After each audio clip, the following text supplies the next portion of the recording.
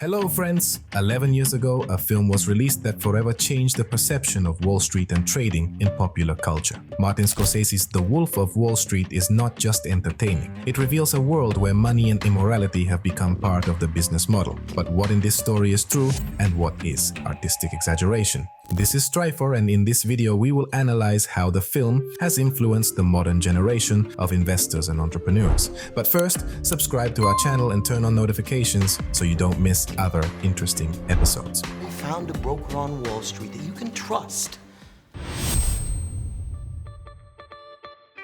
Director Martin Scorsese is considered a genius of crime dramas. He took on the story of Jordan Belfort to show how greed erodes humanity.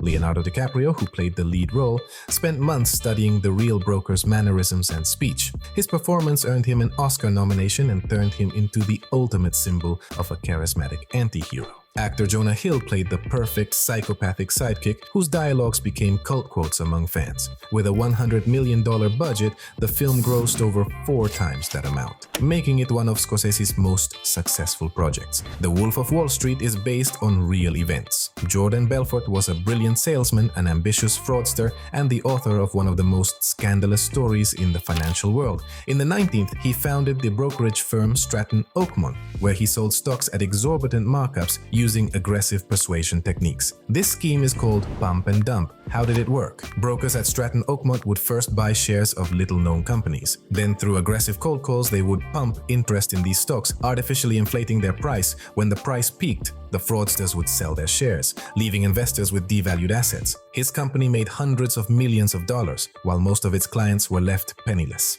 The real-life prototype of DiCaprio's character started by selling meat and seafood, trying to build a business before turning to stock market fraud. At the peak of Stratton Oakmont, he was making millions of dollars a week, owned Coco Chanel's yacht, threw parties, and bought the most expensive cars and planes. Later, he was on the run, hiding money in offshore accounts. He served 22 months in prison for securities fraud and money laundering. After prison, he wrote The Wolf of Wall Street, which became a global bestseller and the basis for the film.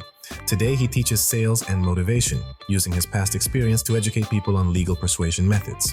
By the way, the scene where Belfort teaches his team to sell shares of the Steve Madden Shoe Company is almost documentary-like, just like its IPO. The real Belfort indeed made millions from this company. Another real aspect is how the boiler room was depicted. It was a ruthless sales conveyor belt where young brokers with no experience worked 12-hour shifts, making up to 1,000 cold calls a day. They were trained to manipulate clients using psychological techniques. Some office mayhem scenes and team training moments were exaggerated. For example, "Sell me this pen." However, after the film's release, this question became a staple in job interviews. Comment below if you've ever had to answer it when applying for a job. Of course, The Wolf of Wall Street is a work of fiction, not a documentary, so in some places Scorsese embellished reality. For example, the scale of office parties. Former Stratton Oakmont employees claimed they were rare. And overall, they worked under strict discipline. Another myth formed after watching the film is that all brokers are fraudsters. Belfort's schemes were an exception, not the rule. In the 19th, stock market regulation was weaker. Firms like Stratton Oakmont evaded punishment for years by bribing auditors and using offshore accounts.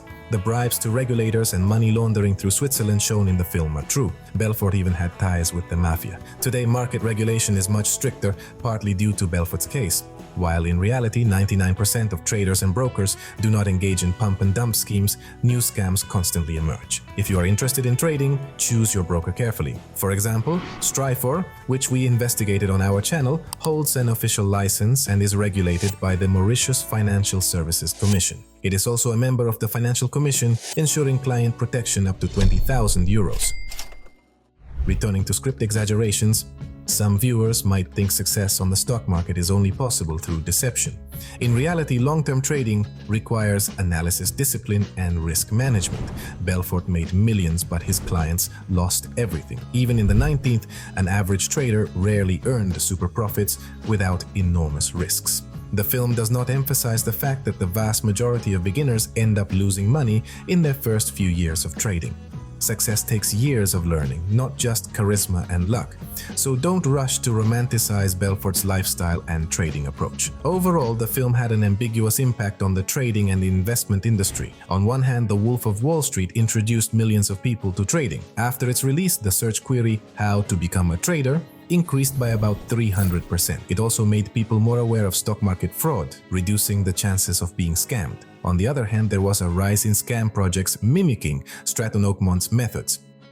The Wolf of Wall Street is a mirror reflecting the darkest sides of the financial world. Yes, Scorsese embellished reality for entertainment, but his main message is accurate: greed destroys. For traders, this story should not be an inspiration, but a lesson. As Belfort himself said in an interview, "Don't repeat my mistakes, earn money honestly."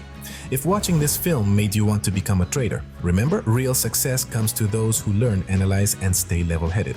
Wall Street is still full of wolves, but now you know how to spot them. After all, Strifor's key value is fostering a culture of conscious trading in financial markets. Like this video if you enjoyed it, and leave a comment with your thoughts on Jordan Belfort. Subscribe to our channel. There's a lot of exciting content ahead.